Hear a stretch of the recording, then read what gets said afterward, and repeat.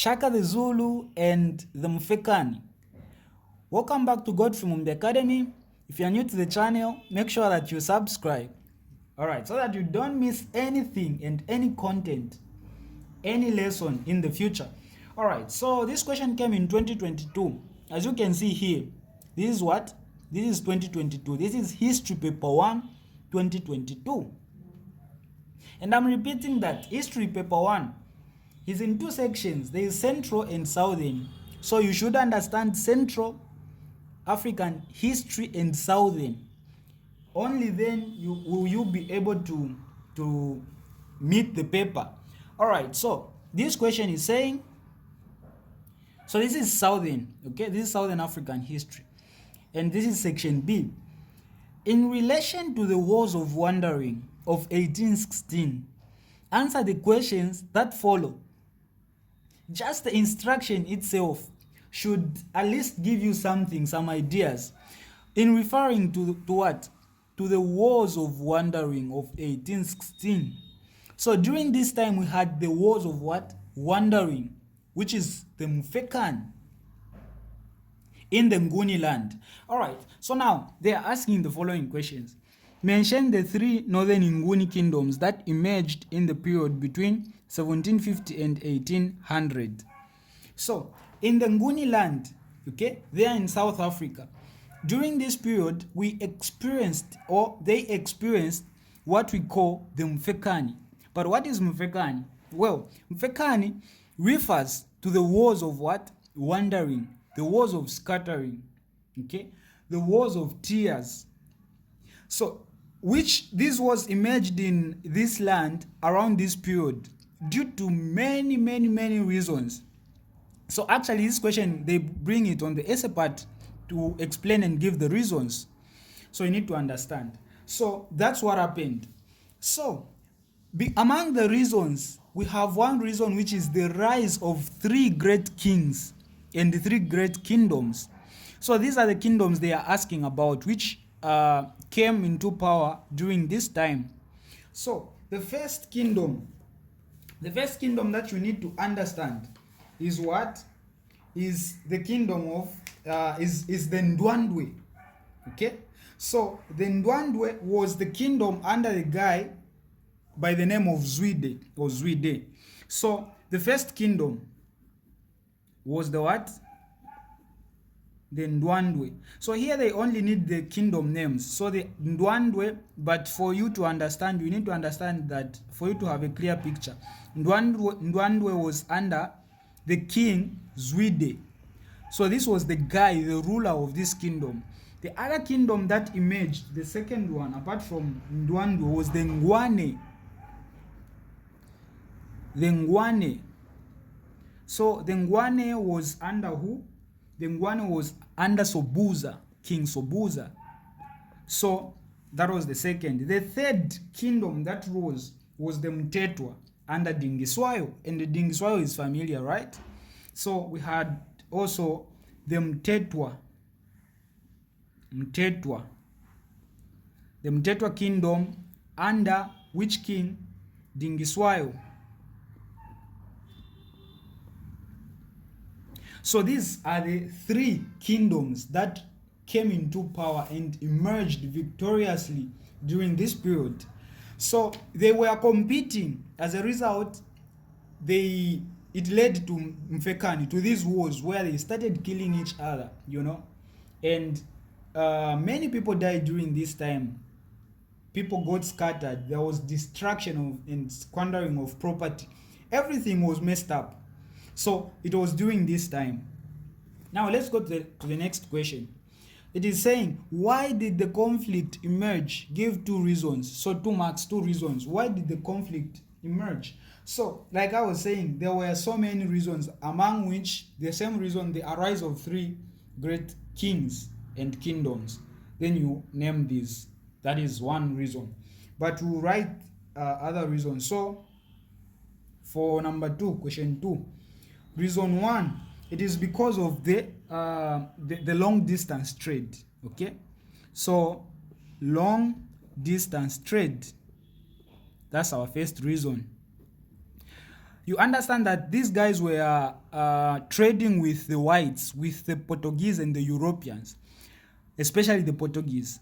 So because of this, they were competing, like who was going to trade more than others, and that led to the fight. Okay, it led to these wars. So long distance trade, because they all needed the goods from the Portuguese. The other reason, they only need two. It is the famine. There was the famine in the land. You understand that this, when you study the first topic of history, the geographical setting of South Africa, you understand that we had the eastern region as the first one. The eastern region, it was the very good region. It had rainfall throughout the year, green pastures, very long rivers, tall trees, and it was good for farming and to keep cattle. But this land, this is the same land, the Nguni land, it experienced the famine at this time. And for the first time, what happened now? People started killing each other, competing to utilize the little that they had. So that was the other reason. Then we got the next question. Who killed Dingiswayo? So Dingiswayo, we said Dingiswayo is the king of the Mtetwa, but who killed him? So Dingiswayo was actually killed by Zwide. Okay, and who was Zwide? We said Zwide was the king of the what? This is Zwide, the king of the Ndwandwe. So this guy is the one who killed who? Dingiswayo. So for this question 3, Dingiswayo was killed by Zwide. Okay, we go to the next question. Which kingdom defeated Ndwandwe under Zwide? So again, you understand that Zwide was killed. Zwide killed Dingiswayo. But again, Zwide and his kingdom, the Ndwandwe, they got defeated. Okay, they got defeated by a certain kingdom under a certain guy. Now the question is asking, who is this guy again? Who came and defeated the what? The Ndwandwe under Zwide. So this was Shaka, the Zulu. Okay, and that's where the this guy comes in under this topic. So who killed this guy? So this is 4. The guy was Shaka. Actually asking the kingdom. So this was the Zulu kingdom, because Shaka was ruling the Zulu kingdom.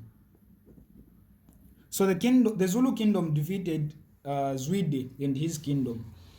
Now, who was the leader of this kingdom that defeated Zwide? So, like I said, this was Zulu kingdom under Shaka, the Zulu.